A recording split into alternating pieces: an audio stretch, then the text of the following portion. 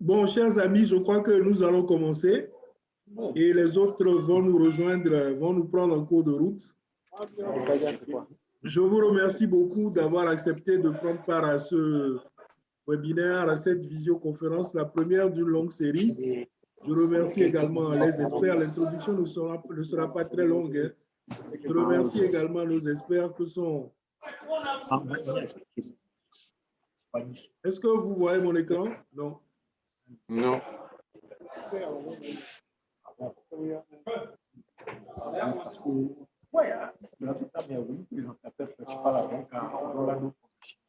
Et là? Ça y est. OK. Donc, je remercie également nos experts qui sont M. Kodri Adeshi et M. Gilles Crépi-Ayayi qui ont accepté donc de nous entretenir un peu sur les règlements officiels du basketball. Et je vais tout d'abord passer la parole à coach Fafadi Johnson, donc, qui est l'architecte de tout ça, pour une petite introduction. Et ensuite, nous allons donner la parole à nos experts. Vous pouvez donc, quelques consignes qu'on utilise en général dans ce genre de choses. Quand vous n'avez pas la parole pendant les exposés, vous fermez vos micros. Vous pouvez envoyer des questions par la voie du chat ou également à l'adresse mail. Donc, si vous avez des questions, on pourra aussi consacrer une demi-heure aussi à la fin de l'exposé pour faire des échanges pour des questions et réponses en direct. Je vous remercie. Si coach Fafadi est là, puisque j'ai partagé mon écran, je n'ai pas tout le monde. Coach Fafadi, vous avez la parole.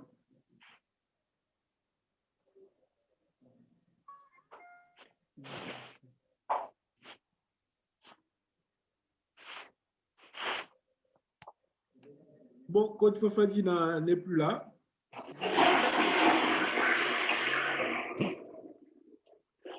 Coach Fafadi, vous avez la parole.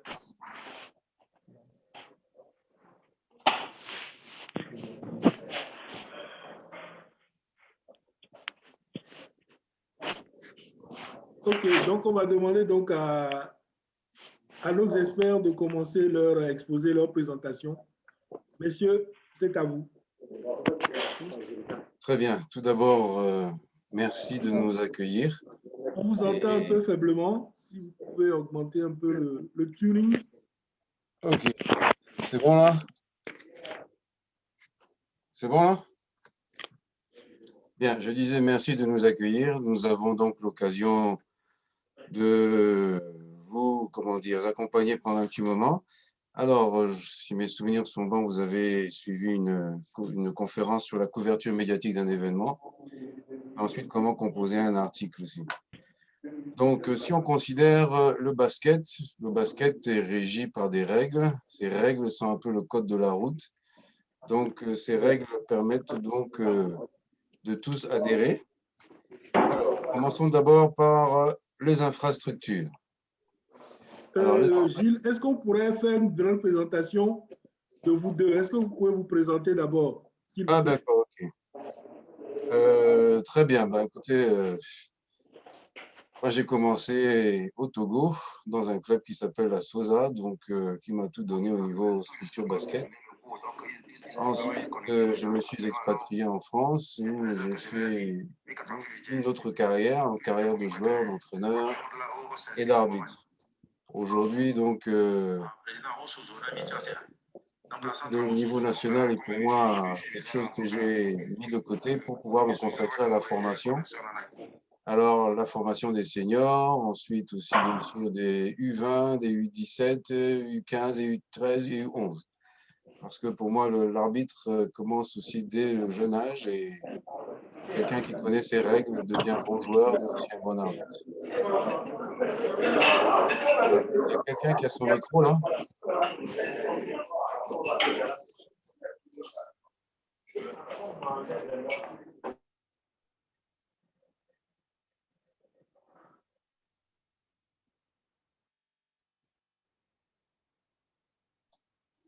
C'est bon. Voilà. Alors, Monsieur Crépi, allez-y, allez-y. Donc, je poursuis? Oui, oui. Très bien, merci. Donc, je disais que voilà, ma présentation s'est faite. Peut-être que vous voulez présenter M. Adeshi Kodri, ou bien il se présentera quand il Il se prendra la parole. présente lui-même. Ok, très bien. Donc, je poursuivais sur les règles. Les règles, donc, qui constituent ce qu'on appelle une sorte de code de la route. Donc, on prendra une sorte, comment dire, on a un plan de présentation qui se distingue en 4-5 parties. Donc, la première introduction dont je vous parlerai, la première partie ensuite consacrée aux fonctions et pouvoirs des joueurs, donc ce sera mon collègue qui vous présentera ça. La deuxième partie sur les violations, la troisième partie sur les fautes et la quatrième partie sur les échanges que nous aurons autour de scènes de jeu et aussi autour de vos questions. Donc, revenons-en au début. Donc, les infrastructures que constituent voilà, les éléments permettant la pratique du basket. Donc, on va consacrer d'abord, bien sûr, le panneau que vous avez sous les yeux. Alors, le panneau, il est maintenu par des poteaux. Donc, quand un arbitre entre dans une salle, il vérifie que ces poteaux-là soient bien sécurisés au niveau de la protection. Ensuite, que le poteau est en bon état, qu'il n'est pas fissuré. Ensuite, que le filet n'est pas déchiré, que l'anneau tient bien et qu'il y a des vérins qui le ramènent en position horizontale. Ensuite, par rapport maintenant au terrain, vous avez aussi le terrain. Le terrain, le basket, lui, qui fait 28 mètres sur 15. Si on peut avoir le terrain. Ce terrain, donc, tout autour, il est demandé ce qu'on appelle un dégagement de 2 mètres. Donc, autour de 28 mètres sur 15, vous avez un dégagement de 2 mètres, de façon à ce que, justement, quand un joueur veut rattraper un ballon, il ait ces 2 mètres-là de dégagement. Et vous pouvez voir, donc, au niveau de la zone de banc, la zone grise, c'est une zone neutre dans laquelle le coach peut se promener, mais le banc, lui, est retiré au-delà des 2 mètres. Quand on regarde le terrain, vous avez donc de la table de marque, vous avez à gauche le banc de l'équipe qui reçoit l'équipe A et à droite le banc de l'équipe B, celle qui est reçue. Alors, sur ce terrain-là, nous allons, quand l'arbitre entre dans la salle, il vérifie que le sol n'est pas glissant, que les surfaces peintes, c'est-à-dire les lignes, ne sont pas glissantes et bien visibles. Et enfin, autre chose aussi qu'il vérifie, c'est la zone restrictive, le marquage au sol, compte tenu du fait que cette zone restrictive-là sera fondamentale au cours d'un match, mais aussi au niveau des lancers francs, puisqu'il y a des marquages. Si l'on en vient à présent aux règles, aux FIBA Rules, les règles de la FIBA et qui concernent le basket. Quand James Naismith a créé le basket, il a édicté des règles. La première chose qu'il avait installée, c'est que lui, il appelait ça le basket comme le jeu de la balle au panier.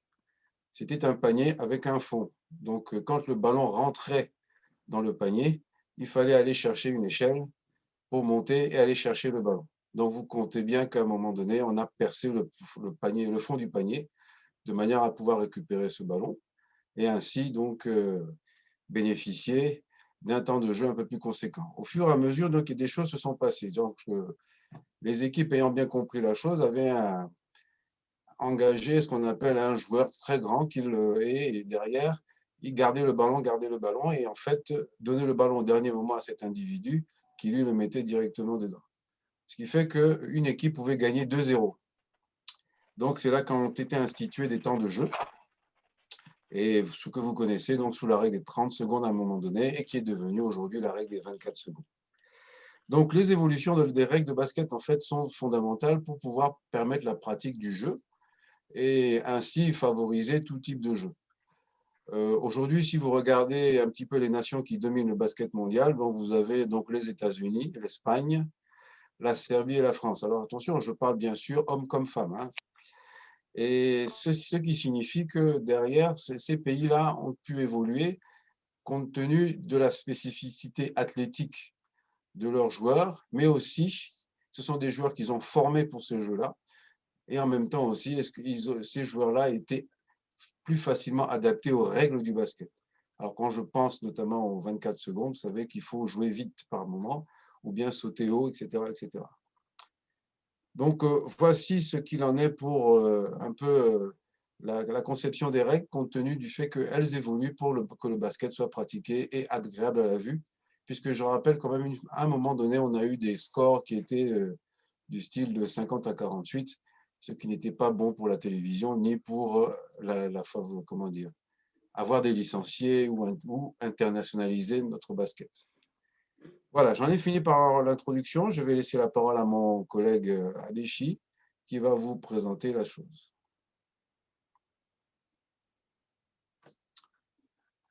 Ah, peut-être qu'il n'est pas là. Kodri, Est-ce qu'il est en ligne?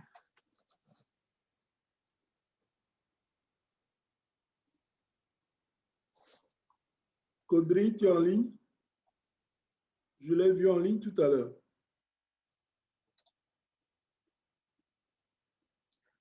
Je le vois là. Ah, non, c'est pas lui. Lui nous va. Kodri, tu es en ligne?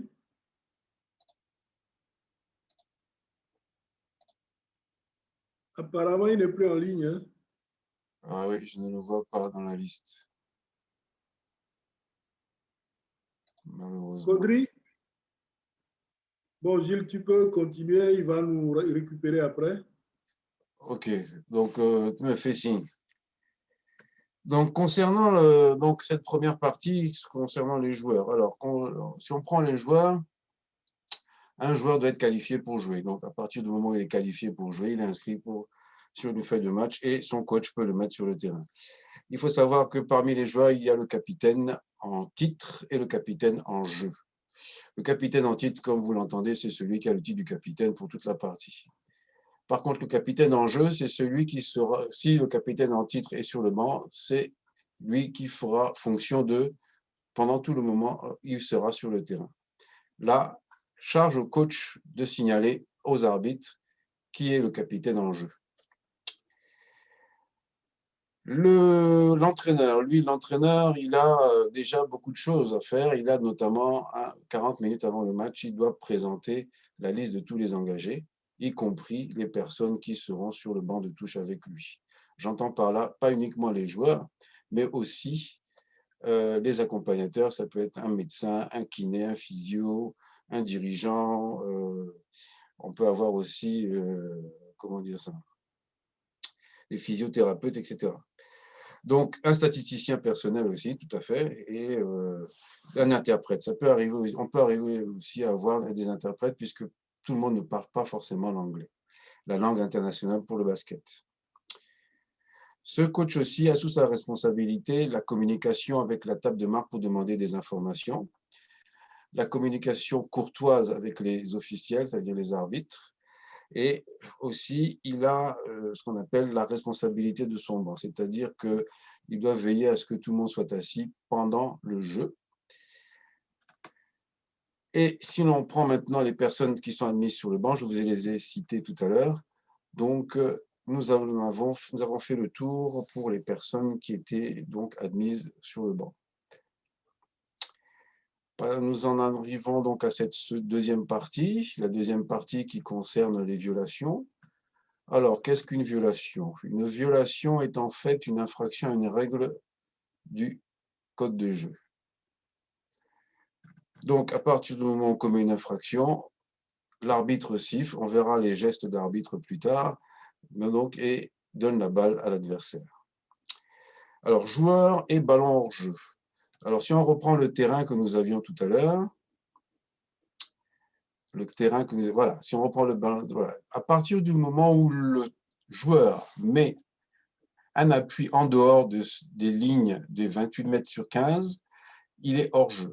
Si le ballon touche une ligne du périmètre ou un objet à l'extérieur de ce périmètre, le ballon est hors jeu.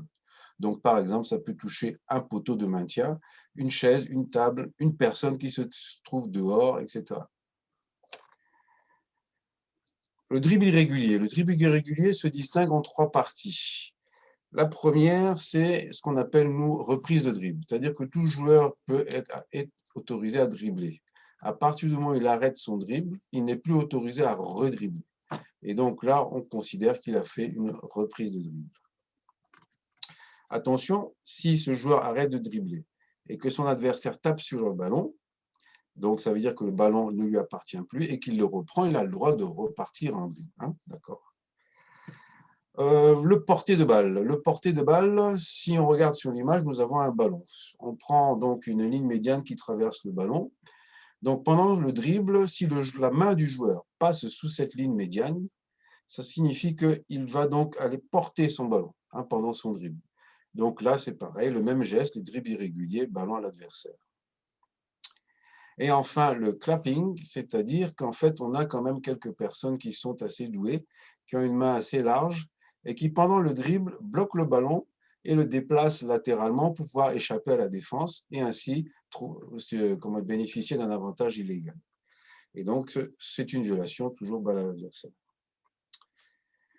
On en arrive au marché. Le marché qui fait beaucoup débat. Il faut savoir qu'aujourd'hui, nous avons une nouvelle règle qui s'appelle le pas zéro, qui n'est pas toujours comprise, mais ça, c'est une particularité.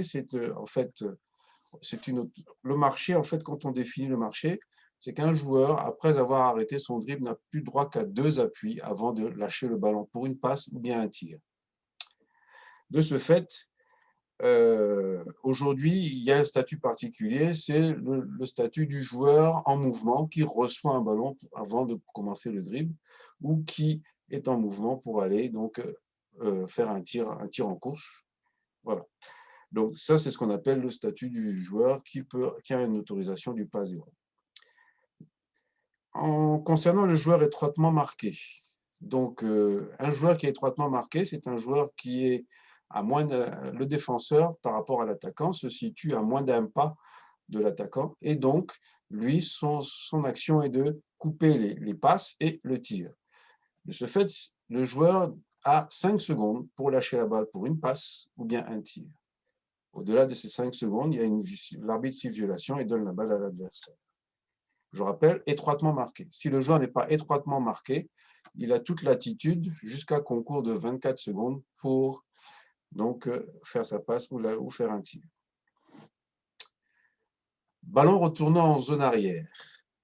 Il faut savoir que toute équipe attaquante, donc qui détient le ballon, qui contrôle le ballon vivant sur le terrain, dans sa zone avant, ne peut pas le ramener en zone arrière. Si on reprend le terrain, s'il vous plaît.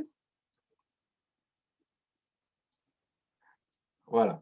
Donc, on considère, si vous voulez, que nous allons de la droite vers la gauche. Donc, l'équipe commençait à progresser de la droite et arrivait donc dans la zone de gauche. De ce fait, une fois qu'elle est dans la zone de gauche, elle ne peut plus faire une passe vers l'arrière. Il faut savoir que quelqu'un, par exemple, qui prend un nouveau contrôle, c'est-à-dire que si cette équipe attaquante fait une passe à un de ses coéquipiers en zone avant, eh bien, si quelqu'un intercepte, il a le droit donc de partir au panier pour marquer. Mais je peux perdre la balle accidentellement et elle peut rouler vers la zone arrière. À ce moment-là, si moi, je retourne en zone arrière, pour la prendre, il y a un retour en zone. Il faut savoir que c'est l'équipe qui avait le ballon en zone avant. Si c'est la même qui retouche le ballon en zone arrière, donc il y a retour en zone. Si ce n'est pas la même, donc le jeu continue. La règle des 3 secondes. Si l'on considère que dans le temps, vous savez, il existait donc des joueurs de grande taille. Et ces joueurs de grande taille, donc on les mettait dans la zone restrictive, ils recevaient le ballon et ils n'avaient plus qu'à mettre le ballon dans le panier. Et ça pouvait durer pendant toute la durée du match. De ce fait, il a été institué cette règle des 3 secondes. Ah, nous avons perdu l'écran. Donc la règle des 3 secondes, en fait, c'est-à-dire que toute équipe contrôlant le ballon en zone avant, donc ce joueur de cette équipe ne peut pas se stationner dans la zone restrictive. Est-ce que je peux avoir le terrain? OK. Si on peut avoir le terrain, s'il vous plaît. Voilà. Donc la zone restrictive, c'est le rectangle là que vous voyez, c'est écrit zone restrictive. Donc un joueur ne peut pas stationner plus de 3 secondes dans cette zone. Concernant la règle des 5 secondes. La règle des 5 secondes, elle est spécifiée concernant… Alors, si vous avez un joueur qui est sur la ligne de touche qui détient le ballon pour une remise en jeu, ce joueur, il peut vouloir faire une passe sur le terrain. Malheureusement, il s'avère que la pression défensive coupe toutes les lignes de passe. Eh bien, il a 5 secondes pour faire sa passe. Si, au-delà de ça, c'est une violation, l'arbitre siffle et donne la balle à l'adversaire. Et enfin, autre situation de 5 secondes, c'est au moment de l'administration des lancers francs. Tout joueur qui détient le ballon pour un tir de lancer franc bénéficie de 5 secondes pour tirer. Au-delà, donc, c'est une violation. La règle des 8 secondes, c'est que toute équipe qui détient le ballon dans sa zone arrière a 8 secondes pour l'amener en zone avant. Tout à l'heure, on a parlé de la zone avant et de la zone arrière. La règle des 24 secondes, c'est-à-dire qu'à partir du moment où une équipe prend le contrôle du ballon, elle a 24 secondes pour tenter un tir. Une chose importante, c'est qu'au niveau des 24 secondes, le moment du lâcher du ballon indique la fin de la possession. C'est-à-dire que si le chronomètre des tirs retentit alors que le ballon est dans les mains du tireur, le panier, s'il rentre, ne sera pas accordé. Et enfin, le goaltending. Le goaltending, donc, comme et intervention illégale, donc en fait, c'est toutes les situations où le ballon va vers le panier et que l'adversaire veut gêner cette trajectoire-là. Quand est-ce qu'il est autorisé? L'adversaire, le défenseur, donc, est autorisé à changer la direction du ballon dans sa zone ascendante, avant qu'il n'y ait un contact avec la planche ou bien le cerceau. Par exemple, si l'adversaire touche le filet, ça fait vibrer l'anneau. On imagine que le ballon arrive après sur l'anneau, sur un anneau vibrant. Donc, si le ballon ne rentre pas, ce sera une violation. Donc, goaltending, panier accordé. Même chose pour un panneau vibrant, c'est-à-dire que quand on veut contrer et qu'on fait vibrer le panneau, donc si le panneau vibre et que le ballon vient en contact sur ce panneau et que la trajectoire du ballon se trouve gênée, il y aura une violation. Et panier accordé. Autre situation, donc il faut savoir que quand le ballon arrive sur le cerceau ou bien sur le panneau, à un moment donné, il se retrouve dans une sorte de verticalité au-dessus de l'anneau. Donc, sur un tir, si le ballon rebondit sur l'anneau et en suspension comme sur l'image, un défenseur très athlétique a le droit de chasser le ballon. Par contre, si le ballon est en contact avec l'anneau ou la planche, il n'a pas le droit de chasser le ballon. D'ailleurs, ça a valu beaucoup de litiges. On se souvient à la Coupe du Monde en Chine. Je crois que c'était le match Lituanie-France où Rudy Gobert chasse un ballon comme ça qui a fait beaucoup de débats. Voilà donc pour les interventions illégales. Donc, j'ai vu que mon collègue Caudry était revenu.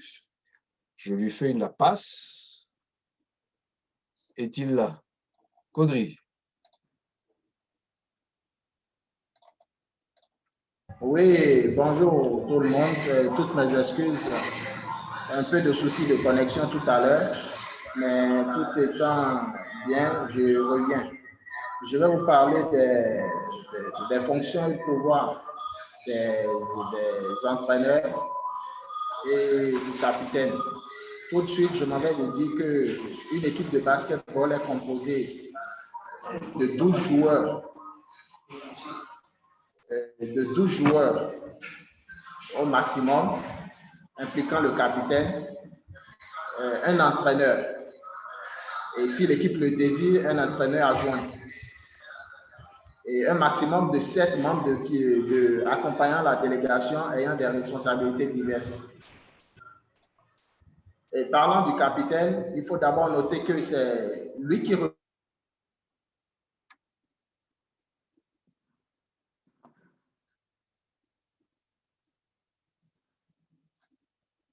Bon, on l'a encore perdu. Gilles, il faut retourner là où tu étais. Bah, disons qu'en fait, c'était sa partie, mais bon. Oui, je suis encore une fois de retour. Ok. Caudry, tu vois, est-ce comme on a déjà fait cette partie, je vais peut-être tout à l'heure utiliser par les fautes? Non, pour continuer. Tu m'entends? Caudry. Je disais tout à l'heure est-ce que tu peux attaquer par les fautes? La troisième partie, est-ce que tu peux enchaîner avec la troisième partie, les fautes?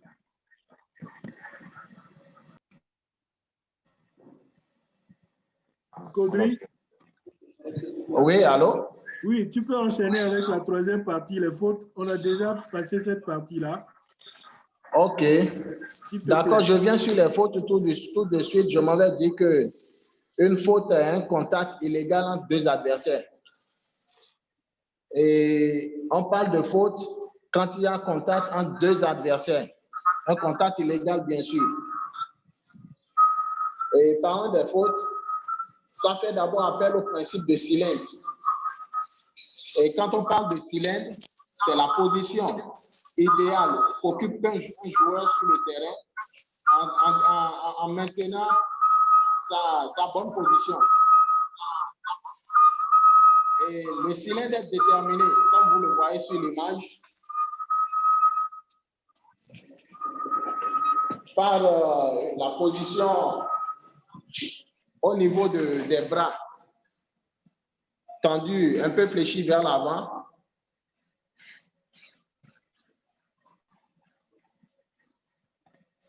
Les jambes aussi fléchies.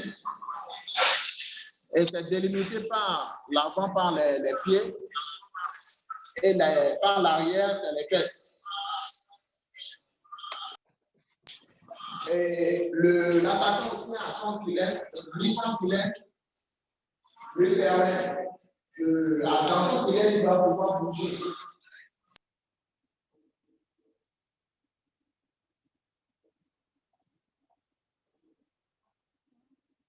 On a perdu.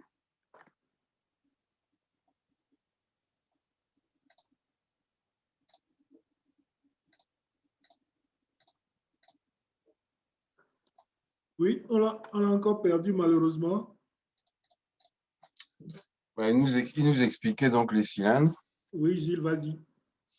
Donc, en fait, comme vous pouvez le schématise, les choses le schématisent, pardon, il faut savoir que le défenseur, sa position légale, c'est face à l'attaquant, fléchi, bras repliés, et donc là, il est en position légale. Il peut défendre latéralement, en reculant, mais en avançant tout en gardant la possibilité de laisser à l'attaquant son cylindre. Si on regarde un petit peu la fille tout à fait à droite, là, elle est dans son cylindre, l'attaquante aussi. Par contre, vous pouvez constater que le bras gauche de la défenseuse, lui, peut créer un contact.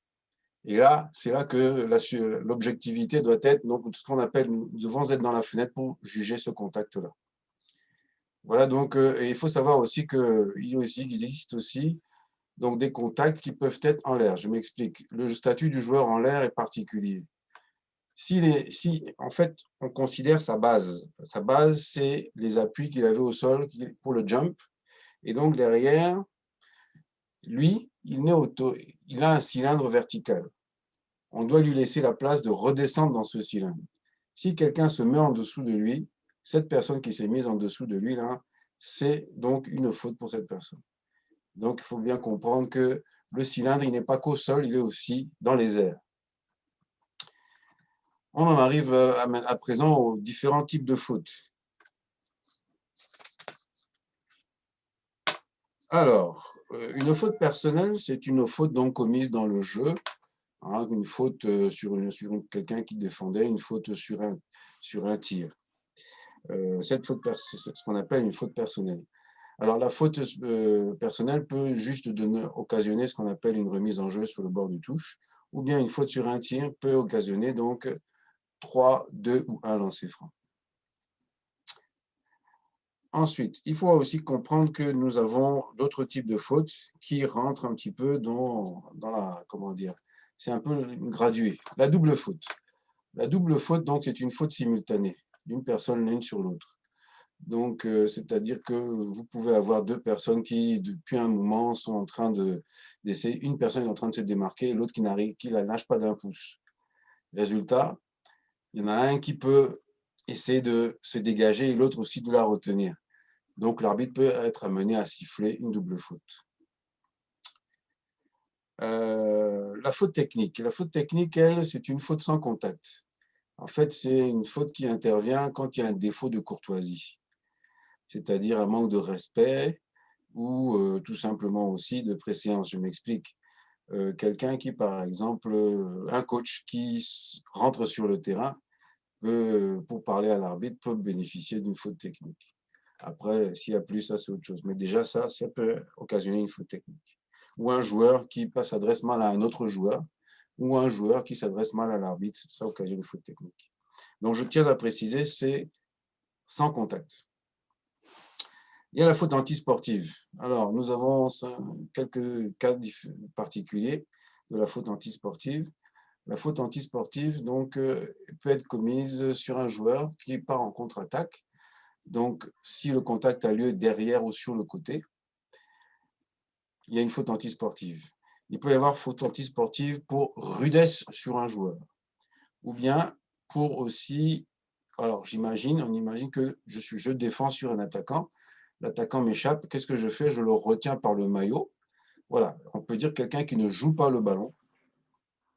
Donc, c'est une faute antisportive.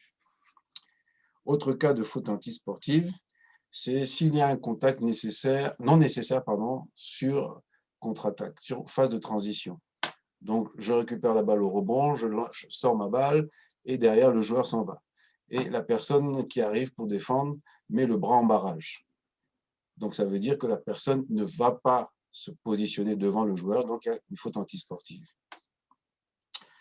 Il peut y avoir aussi une autre faute antisportive, c'est dans le cas du dernier défenseur. C'est-à-dire que le dernier défenseur, c'est dans la ligne directe joueur, attaquant, panier.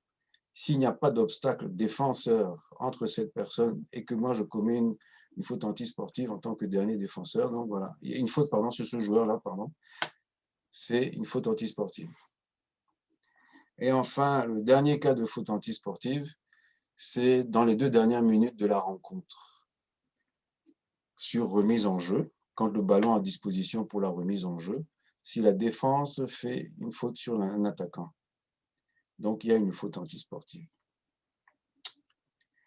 Ensuite, avant-dernier cas, les cas des fautes disqualifiantes. Les fautes disqualifiantes, elles, comme vous savez, on disqualifie le joueur pour une raison bien particulière.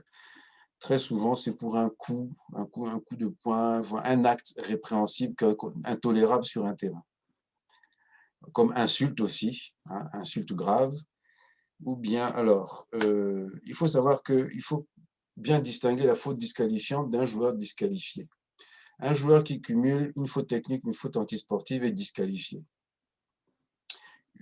Un joueur qui a une faute disqualifiante, là, comme je le disais, c'est une faute de nature vraiment répréhensible. Enfin, les cas de bagarre. Alors, les cas de bagarre, il faut savoir que c'est quand il y a une bagarre sur le terrain, donc les arbitres identifient les protagonistes, malheureusement. Et surtout, il peut aussi se passer que les joueurs qui étaient sur le banc, ou même le coach, rentrent sur le terrain pour alimenter cette bagarre. La seule tolérance qui est accordée, c'est quand, et seul le coach a droit de faire ça, le coach seul peut quitter son banc pour séparer les protagonistes, donc calmer la bagarre. On est d'accord qu'aujourd'hui, nous autres, on est très partisans quand on regarde un match et que les fautes donnent lieu à beaucoup de débats. Donc ces débats-là, on verra tout à l'heure sur une phase donc, de jeu, comment on peut trouver des solutions à ça. Donc, concernant les bagarres, donc, tous les joueurs qui quittent le banc ou le coach pour alimenter une bagarre sont disqualifiés. Ensuite, après, les arbitres s'occupent des protagonistes sur le terrain par rapport aux sanctions qui arrivent, c'est-à-dire que soit il y a une disqualification, soit des fautes antisportives, etc. Mais en règle générale, dans les bagarres, il y a souvent des disqualifications. Après, ça, c'est la discussion entre arbitres qui va donner lieu aux sanctions différentes. Nous en avons terminé sur la 3e partie. Donc ça, c'était les différents types de fautes. Donc, mon collègue n'est toujours pas revenu. Est-ce qu'il est là? Je ne pense pas. Hein? Bon, ouais. Ah, apparemment, il serait là. Alors, où est-il? Oh, OK. Il paraît qu'il y a M. Adjoumouni qui peut prendre sa place. Je ne comprends pas. Monsieur Adjumouni, vous pouvez... Est-ce que vous pouvez? J'ai un message de Monsieur Oui, Kodri. allô, Oui, vous nous entendez? oui, oui, je vous entends. Euh, Et là, c'est Adéchine Kodri qui a dû se déplacer vers un autre endroit et utiliser le nom Adjumouni. la personne est en vidéo.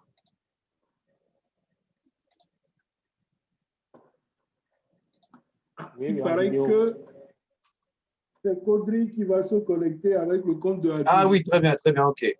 Kodri, c'est bon? Oui, oui. Ok. Donc, écoute, malheureusement, j'ai dû prendre ta place parce que tu as disparu. Mais bon, ce n'est pas grave, là, tu réapparais. J'en étais à la 4e partie sur les photos à commenter. Et puis, tu commenceras aussi les questions dans la foulée. Donc, on va attaquer Ok. les photos. Oui, c'est bon? parti. Oui, oui, on attaque les photos. Voilà, vas-y.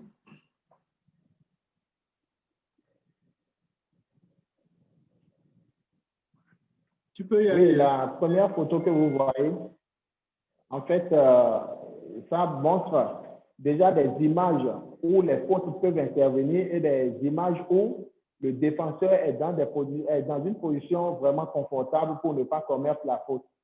Par exemple, dans cette situation, vous voyez le joueur numéro 12 qui a déjà son appui gauche et qui va lui permettre de changer de direction. Par contre, vous voyez le joueur numéro 15 qui n'est pas sur les bons appuis. Donc, le placement des arbitres par anticipation peut déjà montrer ce qui doit arriver ou bien ce qui va arriver. Regardez, il n'a pas ses appuis correctement au sol, donc systématiquement, il va être déséquilibré et il va produire, le contact va se produire. Dans ce cas, ça va être sa faute parce qu'entre-temps, il n'était plus dans une position légale de défense. Et nous continuons avec une photo. La seconde photo, là, vous voyez. La seconde photo, s'il te plaît. Ça y est. Ça y est. La seconde image, OK. Là, vous voyez carrément le joueur en maillot blanc qui était obligé non seulement de sortir les deux bras pour produire le contact, et regardez sa jambe aussi longue qui est déjà dans une mauvaise posture.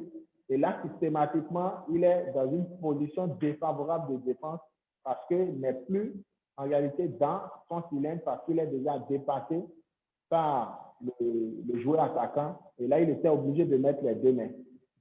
Nous passons, donc il y a déjà un retard au niveau des bras et un retard au niveau des jambes. Si tu le permets, on passe à une autre image. OK. Cette image-là, vous voyez, c'est pratiquement similaire à l'autre. La joueuse en blanc est déjà en retard. La belle peut regarder, elle a un pied qui est en l'air, ce qui montre déjà le retard de cette joueuse.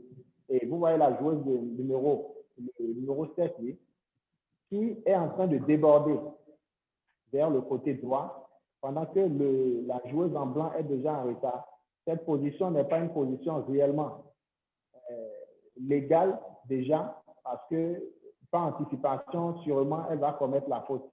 Et ça fait partie aussi des avantages de l'arbitrage où l'arbitre anticipe déjà sur l'action qui va venir. Et je tiens à préciser que anticiper sur l'action ne veut pas dire siffler l'action, parce que par miracle, elle peut ne plus commettre la faute. Et on passe à une autre image, s'il vous plaît. OK. Là, par exemple, nous voyons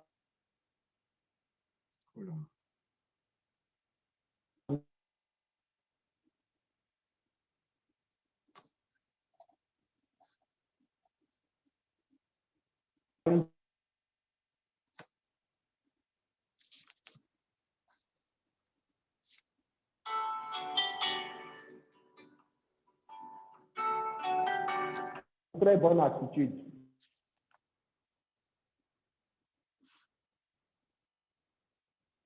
A une très bonne attitude.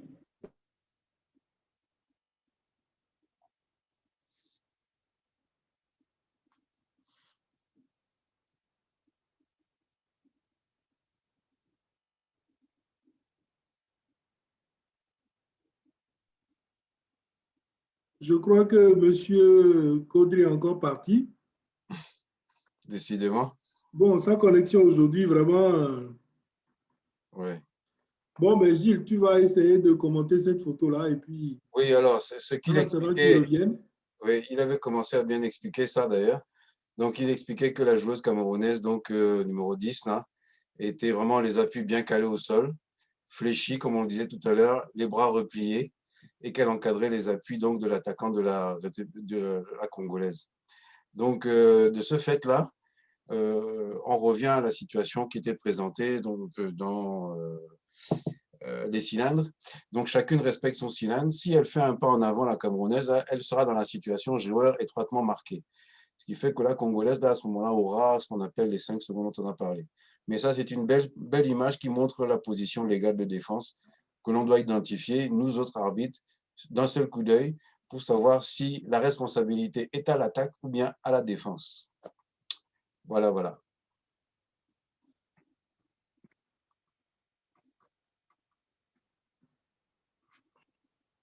Donc, on en a fini sur les 4 situations de jeu exposées.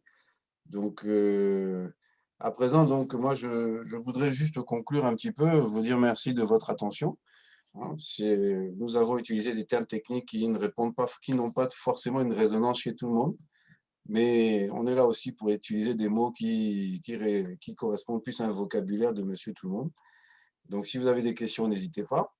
Enfin, je sais aussi que donc, vous avez, pour certains, suivi certaines conférences qui vous ont permis de voir un petit peu la feuille de stats, bien comment composer un article.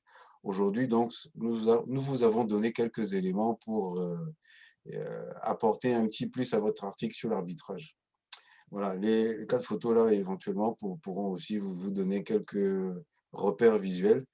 Et c'est comme ça, de temps en temps, quand on regarde les tribunes ou quand je regarde les matchs, ça me permettra de voir que les journalistes ne sont pas partisans et qu'ils sont très compréhensifs. Donc, je vous remercie beaucoup et puis je vous dis à une très prochaine fois. À une très prochaine fois, pourquoi on n'a pas encore fait questions et réponses. Je vais passer pardon, la parole à coach Fafadi, qui est maintenant en ligne, je crois. Il n'a pas pu faire une introduction. Bon, il va nous dire quelques mots en 1 ou 2 minutes. Et puis, la parole sera à l'assistance pour les questions et réponses. S'il vous plaît, coach, qui est là.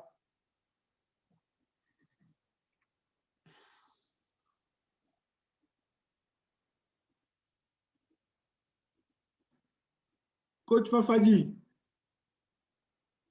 Décidément, aujourd'hui, la technique est un problème. Ben, c'est les connexions dans le pays. Hein. Ouais.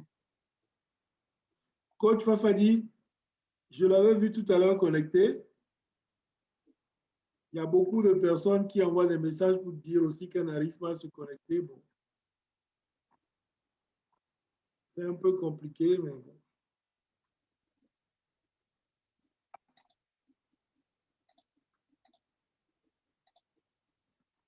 Donc, il n'est pas là. Hein. Il n'est pas connecté là. D'accord, OK. Donc, la parole est à qui le souhaite pour poser les questions. Il y a des questions dans le chat là. Il y a des questions dans le chat.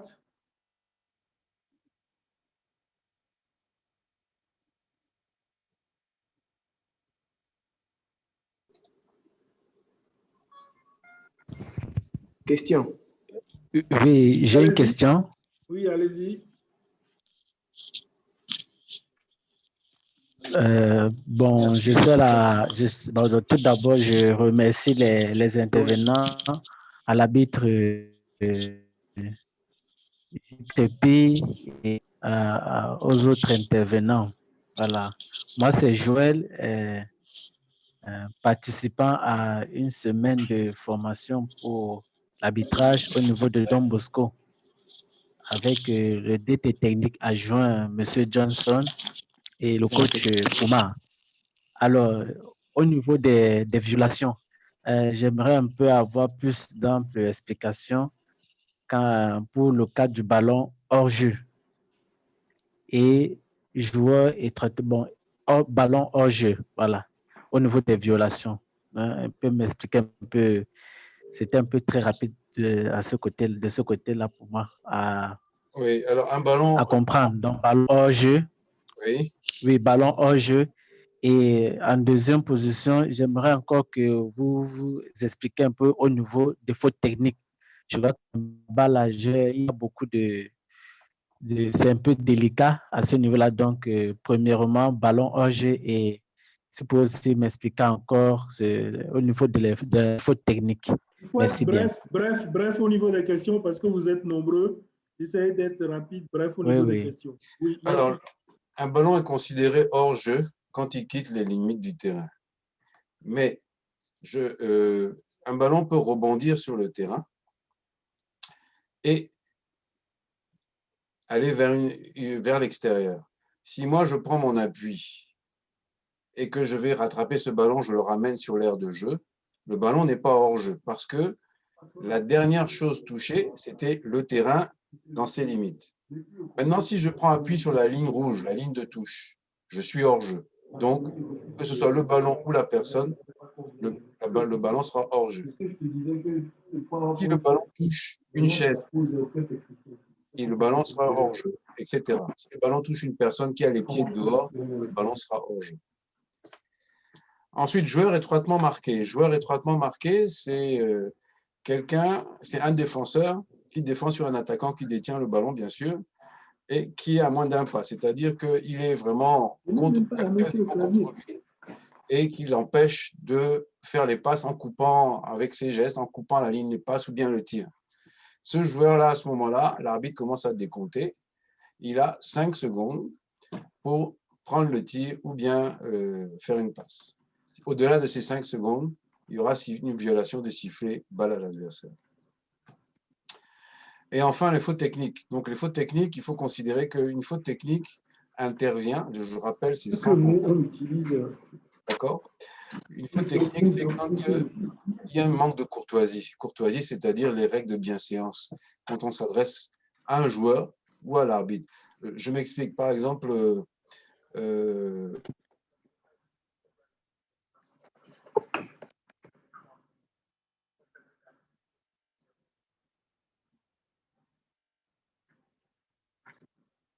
oui, autre question?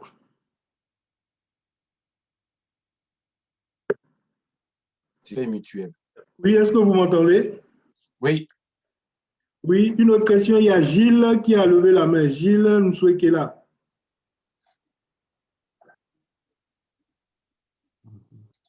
Merci bien. Bonjour à tous. Je me prénomme Gilles et je suis la même formation que Joël sur l'arbitrage. Donc, ma question, c'est au niveau de la double faute.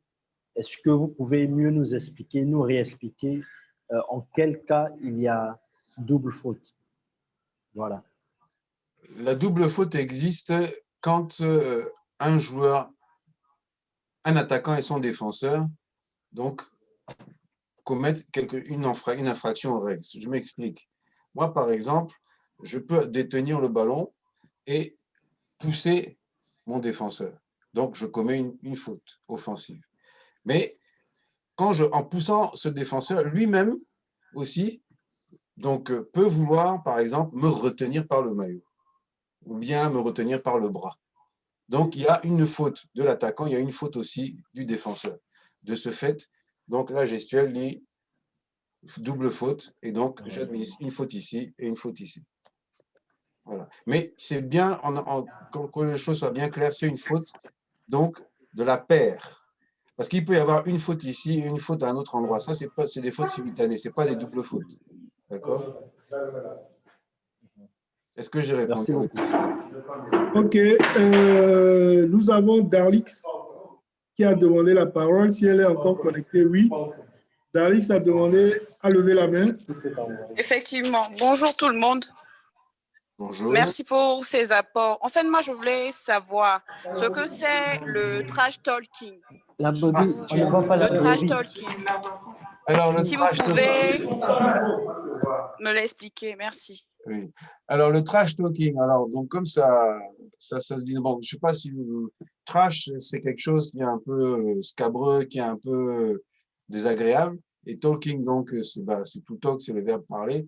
Donc, en fait, j'expliquais tout à l'heure que quand un joueur s'adresse à un autre en essayant soit de l'humilier, soit de se moquer de lui, bref, quand il ne met pas la courtoisie qui doit régir sur un terrain de basket, c'est ce qu'on appelle le trash talking. D'accord. Merci beaucoup. Je vous en prie. Brinik Oscar. Brinik Oscar a levé la main. Merci bien pour la parole accordée et merci pour le speech. Alors, ma question, c'est au niveau du joueur attaquant. Le joueur attaquant qui dribble, là, est-ce qu'il a le droit de demander une faute s'il pense que le défenseur qui défendait celui a posé une faute? Alors, ce qui me gêne dans votre question, c'est est-ce qu'il a le droit de demander? Donc, c'est comme si on réclamait une faute, d'accord? Oui, c'est ça. Voilà. Alors, le problème qu'il y a, je vous explique, quand vous êtes en train de dribbler, donc de faire votre progression, et qu'un défenseur vous accompagne, il se peut qu'il y ait un contact que je qualifierais de léger. Ce contact ne vous empêchant pas de continuer de progresser, l'arbitre peut être amené à négliger ce contact. Donc, si le joueur, comme on vous dit, réclame une faute, demande une faute, on peut dire qu'à un moment donné, sur un ballon mort, l'arbitre ira lui signifier certaines choses. C'est-à-dire qu'en fait, ce n'est pas à lui de demander les fautes. Vous voyez ce que je veux dire? Parce que tout à l'heure, je parlais des règles. Justement, dans les règles du basket, à un moment, on nous demande de trier, c'est-à-dire de faire en sorte que le jeu soit fluide, qu'il ne soit pas tout le temps haché par des fautes. Parce qu'on est bien d'accord entre nous que les équipes, elles viennent là pour transpirer, pour courir et non pas pour entendre un arbitre qui siffle à tout bout de champ. Voilà. Donc, en fait, la faute est malheureusement liée à l'appréciation de l'arbitre. Pourquoi je dis malheureusement? Parce que le public, lui, réagit très souvent. Et donc, derrière, ça donne lieu à débat. Mais si l'arbitre juge que, justement, la progression n'est pas altérée, il n'y a pas de problème, ça continuera. Mais il faut savoir que si à répétition, on peut être amené à siffler la faute pour dire, bon, ben, on a laissé une fois, on ne va pas laisser deux fois, quoi. Voilà, c'est ça que je veux dire. Vous êtes toujours là? Voilà, merci Ok, beaucoup. oui, merci. Je vous en prie. D'autres questions? Oui, Eric. Eric, allez-y. Débloquez votre micro, voilà, Eric.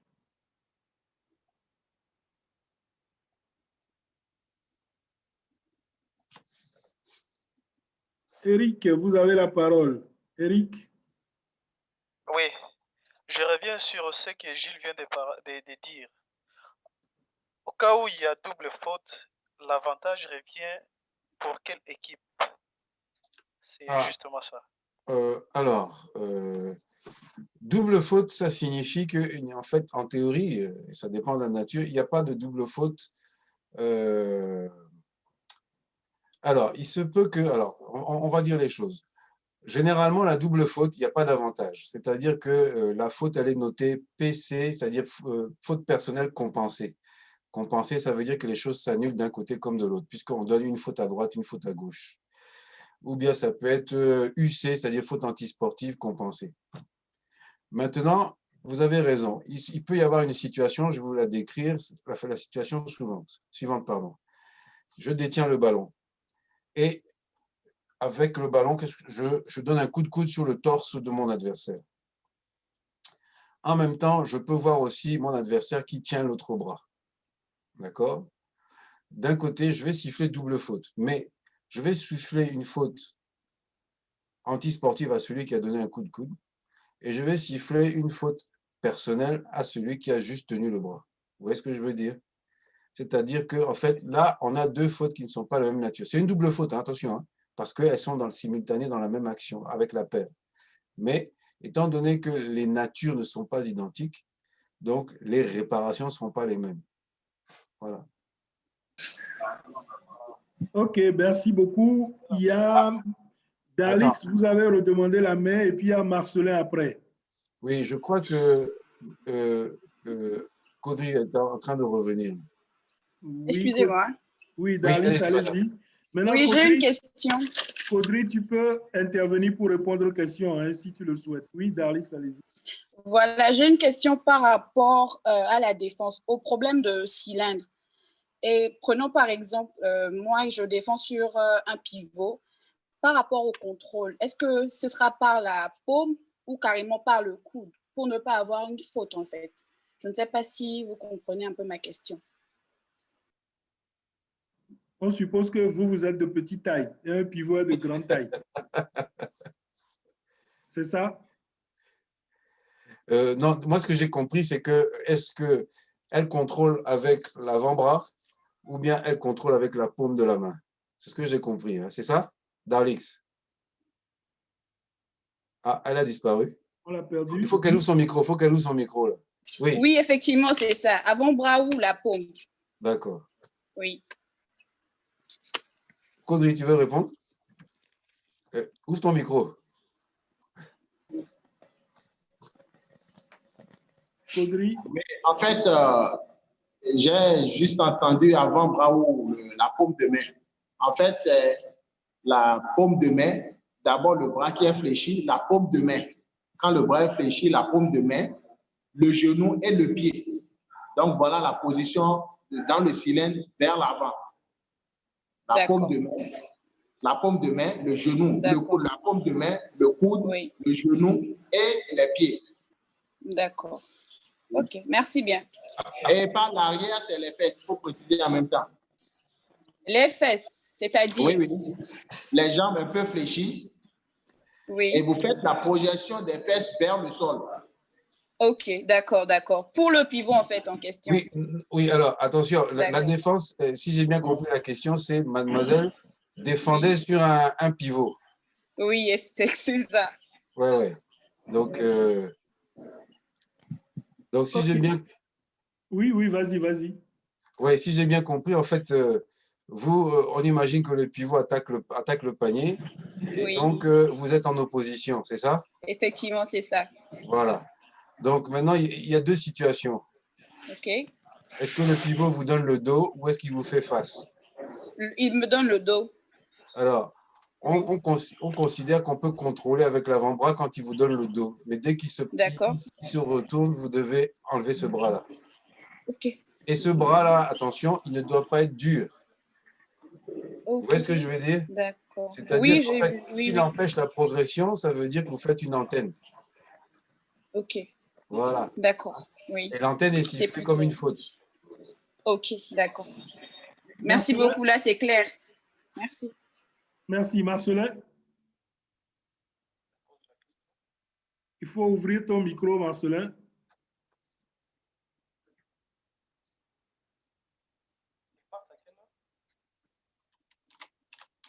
Voilà, vas-y. C'est bon, est-ce qu'on m'écoute? Oui, c'est oui, bon, c'est... Oui, je parle d'un cas typique de réclamation qui viennent de la table des officiels. Je m'appuie sur un exemple, un fait. À Libreville, il y a quelques mois, l'ASB tout-puissant Mazembe a été éliminé par Manga Sport parce que simplement, on a observé que l'opérateur le chronométreur de 24 secondes avait carrément bloqué le chrono. ASB Mazembe était en train de réclamer et finalement va moralement baisser, courber les chines et perdre le match. Qu'est-ce que vous pouvez nous donner comme explication? C'est un cas assez typique d'une faute grave des organisateurs à l'endroit d'une équipe qui s'est sentie lésée et qui finalement a perdu le match. Et jusqu'alors, Mazembe est retourné au pays. Et, en fait, il n'y a jamais eu de suite. Il a quitté prématurément les éliminatoires. OK, vous avez compris, messieurs les experts. On ne m'a pas écouté, là? Si. Oui, on a compris à peu près, même si la fin, on n'avait plus le son, mais bon, on a compris. Caudry ou bien Gilles? Caudry, oui. Caudry est présent, je crois. Oui. Oui, vas-y. Tout de suite, ce que je m'avais dit, c'est dans les cas de figure d'éviter au maximum de nommer les équipes. D'éviter au maximum de nommer les équipes parce que là, nous avons juste une seule version. Ça va être un peu compliqué. Donc, je reviens maintenant sur les faits. Est-ce que la réclamation a été déposée 15 minutes après l'heure de fin de la rencontre? Est-ce qu'il y a une réclamation qui a été déposée? Je crois, mais je n'ai pas eu de suite. Je suppose qu'il y a eu réclamation. Mais Mangasport a organisé la compétition. Est-ce que la raison devait être accordée à Mazembe? Je ne sais pas. Je ne sais pas, en tout cas. Je me suis posé beaucoup de questions. Voilà des détails qu'il faut avoir avant de statuer sur cette question. Mais tout de suite, la procédure, c'est qu'il faut déjà déposer une réclamation et payer, de confirmer la réclamation et payer les frais y afférents. Ensuite, c'est à la commission maintenant de décider de revoir les faits, et de mener des enquêtes et de statuer sur ce fait. En ce qui concerne l'arbitrage, ce que nous pouvons vous dire, c'est juste la procédure de la réclamation. Le reste, c'est la commission qui décide. Très bien. C'est entendu, c'est compris. Merci. Merci beaucoup. D'autres questions? D'autres questions? Nous sommes en avance et nous avons pris un peu d'avance, mais c'est bien. Est-ce qu'il y a d'autres questions? Ah, Darlix qui revient. Oui, allez-y. Oui, une dernière question. Si je veux devenir arbitre, il me faut quoi et quoi en fait? Un sifflet. Un sifflet, d'accord. Et ensuite? Gilles, tu me permets? Oh, vas-y, je t'en prie. Oui. D'abord, pour devenir arbitre, c'est deux choses. D'accord. Soit la première chose, ça doit être une passion. OK. La deuxième chose, ça doit être pour régler un problème. Je vous donne un exemple. L'arbitrage peut déjà régler la timidité au niveau d'une personne. Des gens viennent à l'arbitrage parce qu'ils veulent être décideurs, ils veulent gérer des situations. Okay. Et pour être arbitre, là, il faut déjà commencer par être un conseiller tout de suite, par être OTM. Et là, vous allez commencer par aimer. OTM, ça veut dire officiel de table de marque. Et là, vous allez commencer par aimer. Et je vous assure que l'arbitrage, c'est une bonne chose. Les signaux et autres, quand vous vous retrouvez dedans, ça devient une passion. En fait, la première des choses pour devenir un arbitre, c'est d'abord la passion. D'accord. J'ai une autre question. Avant de devenir arbitre, vous étiez joueur, c'est ça? Oui, moi, avant de devenir arbitre, j'ai été joueur. Après, j'ai été coach. Avant de devenir arbitre. D'accord. Et si pour une joueuse qui aimerait bien commencer l'arbitrage, qu'est-ce qu'elle doit faire? Une joueuse qui doit commencer l'arbitrage? Oui, qui aimerait bien. En fait, ça va dépendre des statuts de chaque pays. Il y a des pays où vous pouvez être arbitre et être joueur, mais seulement que vous ne ciblez pas votre catégorie ou bien vous ne sifflez pas dans votre région. Mais par contre, dans d'autres pays, vous voyez, où les tests ne permettent pas. Mais ce qui est beaucoup plus idéal, c'est que quand vous avez été joueur, vous avez beaucoup d'atouts. Comme on a dit tout à l'heure dans l'exposé, vous sentez déjà les fautes venir et vous appréciez. Vous appréciez. Parce que vous-même, vous avez déjà pris par là une fois. D'accord. C'est tout. Merci beaucoup. Juste une chose. Mademoiselle Darlix. Oui. Juste pour compléter ce que vient de dire Caudry. Oui. Essayez déjà de prendre le sifflet d'arbitrer vos entraînements. Oui. J'ai déjà cette base-là parce que je le fais à l'entraînement. Voilà. Donc déjà, ça, c'est une bonne base. D'accord. Merci beaucoup. De rien. Merci beaucoup. S'il n'y a plus de questions, on va donner la parole à coach Fafadji qui doit être là maintenant, je crois. Pour un petit mot de conclusion, coach Fafadji. Il est là sans être là.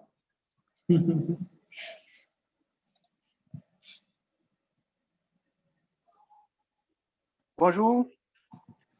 Oui, bonjour. Bonjour. Comment vous allez? Comment tout le monde va? Oui, on se porte bien. Merci beaucoup. Ah ouais, vous allez m'excuser un tout petit peu. J'étais à une présentation là. Ouais, c'est pourquoi je suis un peu en retard là. Mais je vous ai suivi de loin. Et vous êtes pratiquement à la fin. Tout s'est bien passé, je crois. Et Tony, tu veux que je dise quoi? Ben, que tu n'as rien suivi, mais que tu as eu des échos, par exemple. Oui, mais ça fait plaisir, hein, ça fait quand même bien. Et je crois que chacun a tiré quelque chose de ce qui a été fait et avoir les deux derniers intervenants sur les questions, je crois à peu près, j'imagine un peu ce que ça a été. Donc, ça voudrait dire que d'abord, ça a intéressé et que les sujets qui ont été discutés ont permis aux gens d'aller un peu plus au fond de ce qui devait être. Donc, merci aux intervenants pour avoir permis cela. Et merci à tous les participants parce que ce n'est pas facile, mais c'est avec beaucoup de courage qu'il va falloir le faire. Je vous dis aussi merci. Et à Sitou aussi, je dis merci. Et puis à Tony, tu veux prendre ça ou bien je le garde pour toi? Tu prends le merci ou bien je le garde? Tu gardes ça pour moi. Ah, je te le garde. Et est-ce que Sonia a été en ligne? Oui, Sonia est en ligne, oui. Ah, Sonia, merci beaucoup. Hein. Tu ne veux pas dire 2 mots en anglais pour moi? Ou bien elle n'est pas en ligne, elle n'est pas là? OK. Avant de conclure, il y a un rebond à venir qui a levé la main. On va quand même le laisser poser sa question. OK. Oui, bonjour. Je me présente, Faraz Adibade. Je suis président de l'association Rebond pour l'avenir et je suis résident en France comme M. Ayayi Crépi et je suis un élève de Adeshi Kodri. C'est lui qui m'a formé, c'est lui qui m'a permis d'être au niveau où je suis actuellement. Je suis arbitre de National 3. En fait, si je pose la question, la plupart des participants ont parlé d'une formation qu'ils sont en train de faire pendant une semaine ou un mois pour devenir arbitre, si je ne me trompe pas. Et j'aimerais avoir plus de détails sur cette formation, en quoi ça consiste, quel est le contenu, afin de pouvoir avoir aussi une idée de la formation au niveau du Togo. C'était ça. Merci beaucoup. Est-ce qu'il y a un de ceux qui suit la formation, Joël Patrice Dintou, par exemple, ou bien Herman Jonas, je crois, non? Si je ne me trompe. Un de ceux qui suit la formation. Mais il y a Fafadji aussi. Hein? Joël Patrice, oui. Allez-y, débloquez votre micro et puis allez-y. Voilà, ce que je peux répondre par rapport à sa demande, juste le contenu, c'est juste, je crois, Oula, problème de connexion. Pour connaître la structure, connaître la position des officiels sur une table, comment remplir une fiche.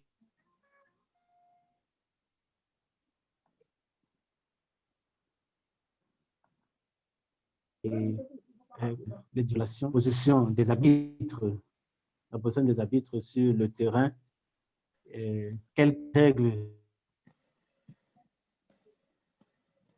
OK, je crois qu'on a quelques soucis de connexion.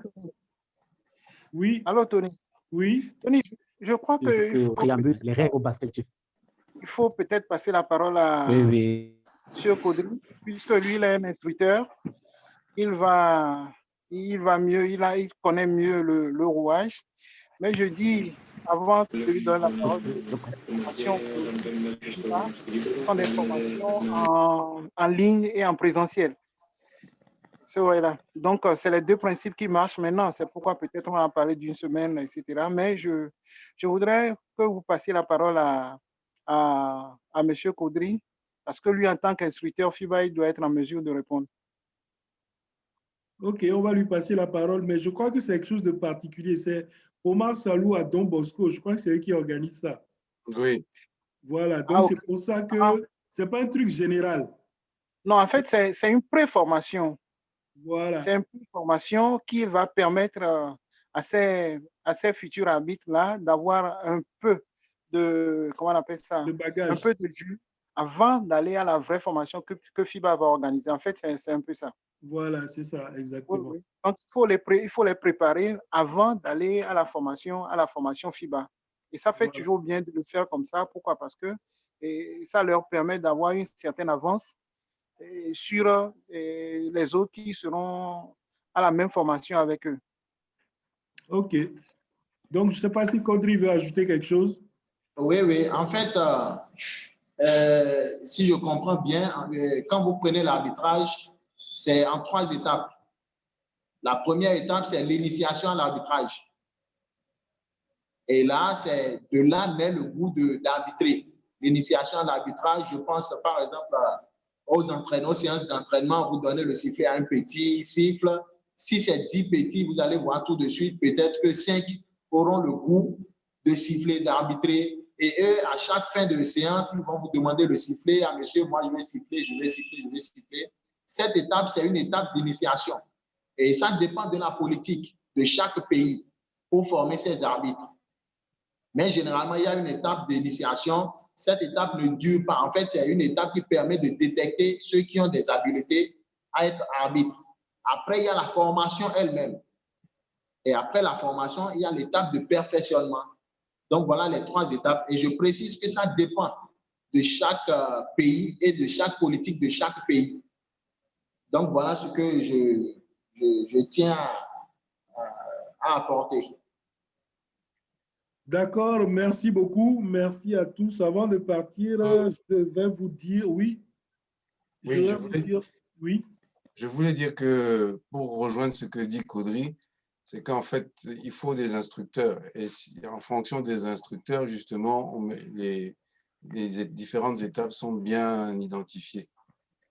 Dans le sens où, si on se retrouve dans un pays qui n'a pas assez d'instructeurs, effectivement, on ne pourra pas répondre à toutes ces demandes. C'est pour ça aussi. Il faut des personnes et des volontaires, et voilà, ça c'est important aussi. D'accord. Donc là, je dis ça parce que bon, on a besoin aussi de temps en temps de cadres, et on manque de cadres. Merci beaucoup. Donc, une fois encore, merci beaucoup aux experts, à Déchi Caudry, qui n'a pas eu le temps de se présenter, mais il est de nationalité béninoise. Il est depuis Cotonou, Porto Novo, je crois.